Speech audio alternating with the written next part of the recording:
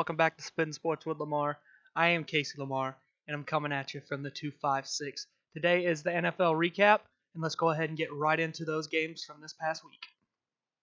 So, the first game of the weekend, you had the Vikings visiting the LA Rams, and if you watch that game, you know that the Rams are really good at football.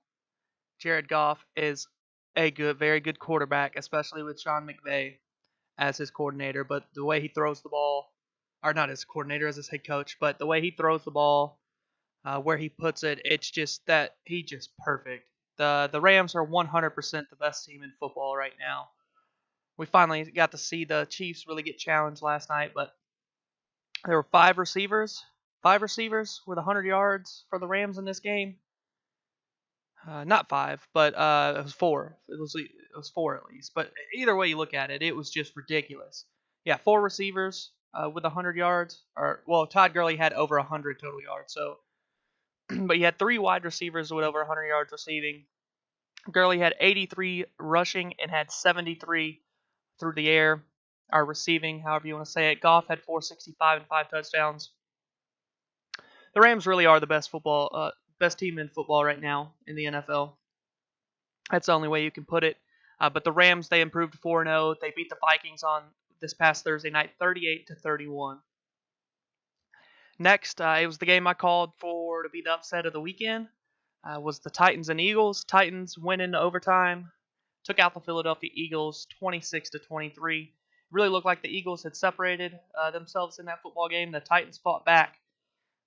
They finally had the offense. Mariota looked like the guy they drafted him to be. He was very, very good this past Sunday. Wentz, he had a good game as well. But the Titans, they fought back in the second half. Throughout the second half, tied the game. Then went down the field, ran all the time off the clock, and ended up scoring a touchdown to win the game in overtime. Really looked like they were going to have to kick the field goal for the tie. But Titans get the job done. Marcus Mariota looks like the guy they drafted him to be. Corey Davis had his said welcome, said hello to the NFL, and he had 9 catches for 161 and a touchdown. But Titans improved to 3-1. Eagles fall to 2-2. Titans are now 26. They won 26-23 in overtime. The next game was the Bengals and the Falcons. Cincinnati traveled to Atlanta, and Atlanta scoring points, but the team they're playing is scoring more. The Bengals scored a touchdown, and that left 1 second on the clock. And the Bengals ended up winning 37-36. Andy Dalton and A.J. Green left 1 second on the clock. A.J. Green caught that touchdown pass, and the Bengals won the game 37-36. The Bengals are now 3-1. The Falcons fall to 1-3. They've got a long road ahead if they want to get back into the playoff picture. The next game, Buccaneers and Bears. Fitzmagic is over with. That's about all you can say. The luck has ran out on Fitzmagic. The Buccaneers announced that they're going to Jameis Winston after the bye week this week. And Mitch Trubisky must have heard me talking about how he hasn't been living up to that franchise quarterback standard that the Bears drafted him to be, or living up to that. And he decided to throw for 354 and 6 touchdowns. What can you say? The Bears defense is really good. If Trubisky can play like he played on Sunday, the Bears are one of the best teams in football. If Trubisky can play the way that they were wanting him to play as a franchise quarterback, I really think the Bears could be one of the best teams in the game, especially this season. That makes them 3-1 on the year. It makes the Buccaneers fall to 2-2, but the Bears, they just beat the brakes off the Buccaneers 48-10. And the Bears, they still lead the NFC North. The next game you got here, you got the Lions visited the Cowboys. I don't think either of these teams are too good. I don't think either one makes the playoffs, but the Cowboys outlasted. I wouldn't say outlasted. They kicked the field goal as time expired. And the Cowboys won the game 26-24. Back and forth for the most part. Very close game throughout. The Lions put 14 on the board in the fourth quarter to take that lead, but then the Cowboys, they kicked that field goal to win by 1. Stafford, he had a pretty good game, 24-30, 307, 2 touchdowns. Zeke had a game that you expect from Ezekiel Elliott, 25 carries, 152 yards. But the Cowboys, they get the job done against the Lions with the game-winning field goal. They are now 2-2. The Lions are 1-3. The Bills look like a one-hit wonder. They go into Minnesota and beat the brakes off the Vikings, and then they go to Green Bay and get the brakes beat off them. The final score was 22-0, never in question for the Packers. They just went throughout the game, just kept the Bills off the board. I mean, 22 to nothing there for the Packers. The Texans, they finally got off the completely defeated train there. They finally pick up their first win. They won 37-34. Andrew Luck shredded that Texans defense, though. He had 464 yards, 4 touchdowns. DeAndre Hopkins had 10 catches, 169 yards, and a touchdown. But the Colts gave this game to the Texans. It was going to end in a tie, and the Colts went for it on 4th down on their own side of the field and didn't get the first down, obviously. First play, Deshaun Watson hits DeAndre Hopkins inside the 20. I think it got him in the red zone. And then the Texans just kicked a field goal. There was less than a minute left when they missed that 4th down, or right around a minute left. And they go for it on 4th and fail. They handed the game to the Texans. It's like, here, let's let you win this first game. It was crazy. I couldn't believe what I saw. They just handed it to them. But the Texans, they took advantage, got their first win of the season in overtime over the Colts. They're now 1-3. The Colts are also now 1-3.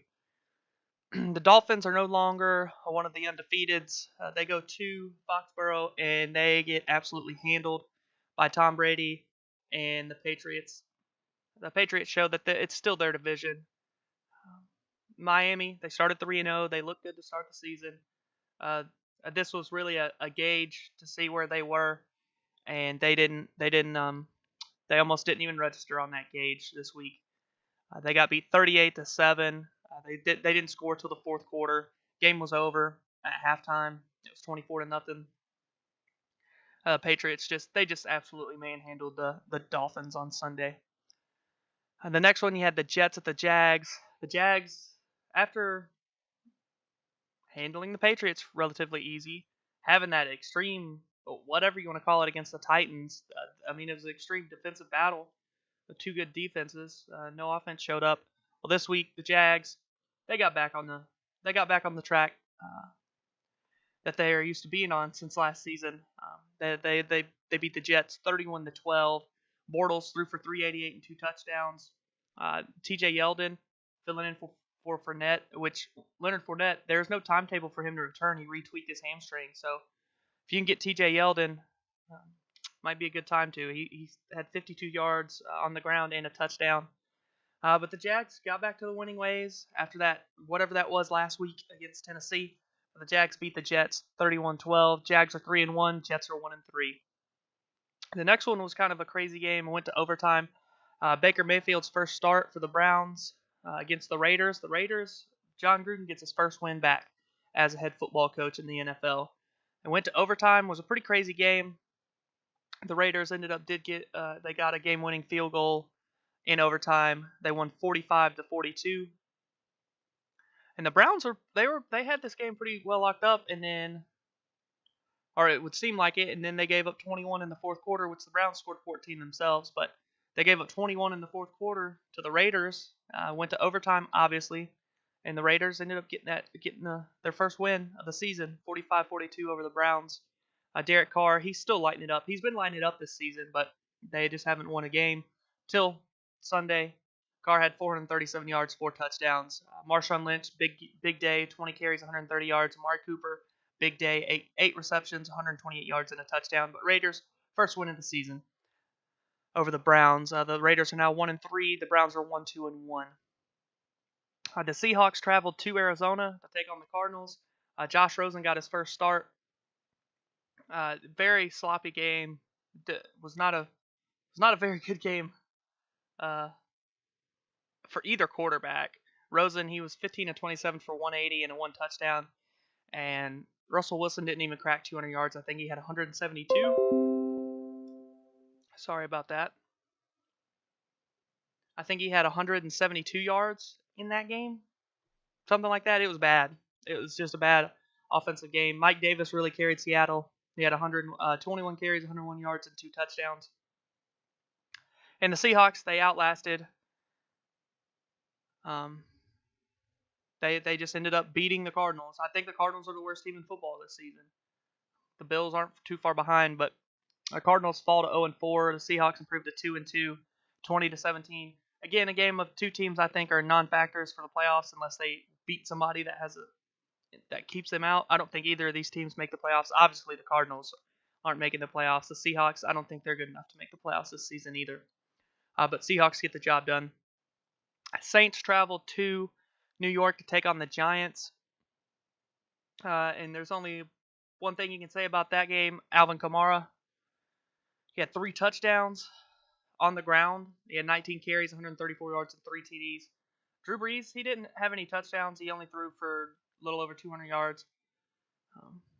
Fantasy-wise, it wasn't a good week to have Drew Brees, but the Giants, they're really struggling offensively. Manning threw for 255 and 1 touchdown, but still, they've got to change. They've got to get things going on the offensive side of the ball. The Saints improved to 3-1. That lone loss coming open weekend against the Bucs. The Giants fall to 1-3 now. The Saints, they're going to the playoffs, I believe. The Giants, no. The Giants aren't making it that far. The next game was way closer than I thought it was going to be. Way closer than a lot of people thought it was going to be, probably. The 49ers played the LA Chargers. The Chargers won by 2, 29-27. But C.J. Beathard, he didn't look too bad. He was 23 of 37, 298, and 2 touchdowns. Obviously, he threw a couple picks. Melvin Gordon had 100 yards. George Kittle, a tight end for San Francisco, was the leading receiver in the game. 6 catches, 125 yards, and 1 touchdown. But the Chargers, they did outlast the 49ers, 29-27. The 49ers are now 1-3. Playoff hopes looking really slim, especially now that franchise quarterback's out. That happened last week, though. Chargers 2-2. Those 2 losses coming to the 2 undefeateds in the Chiefs and the Rams. Nothing to be ashamed of there for the Chargers losing those 2 games. They had the hardest 3-game stretch to start the season. But the Chargers get it done. They're 2-2 now, going into Week 5.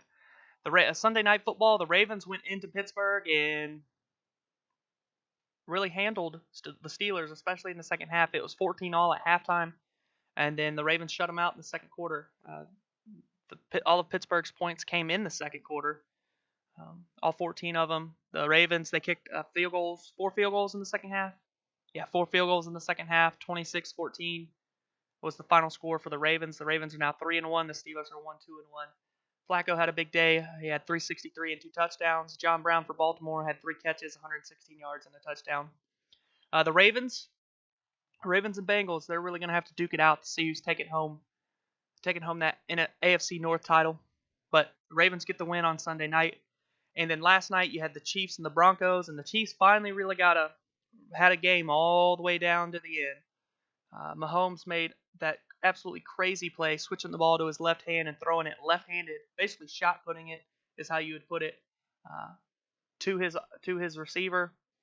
And they got the first down and everything else that went along with it. But Mahomes, he threw for 304 and only 1 touchdown last night. The Broncos, they're a sneaky good team. They're not somebody you're going to talk about really, but they play good defense. They try to grind the game out as it was going along. I like the way the Broncos look. They're going to challenge for a playoff spot this season. The Chiefs, they showed that they're still one of the best teams in football. But I still think the Rams have separated themselves at this point. The way they can play offense, nobody's stopping them. The Chiefs, I think they could keep up with them offensively, but that's yet to be seen. So the Chiefs get it done last night on Monday Night Football, 27-23. The Chiefs are now 4-0, and the Broncos are now 2-2. But that is all the games for Week 4 of the NFL schedule. The 2 byes were the Redskins and the Panthers this past weekend, but they'll be back in action in Week 5.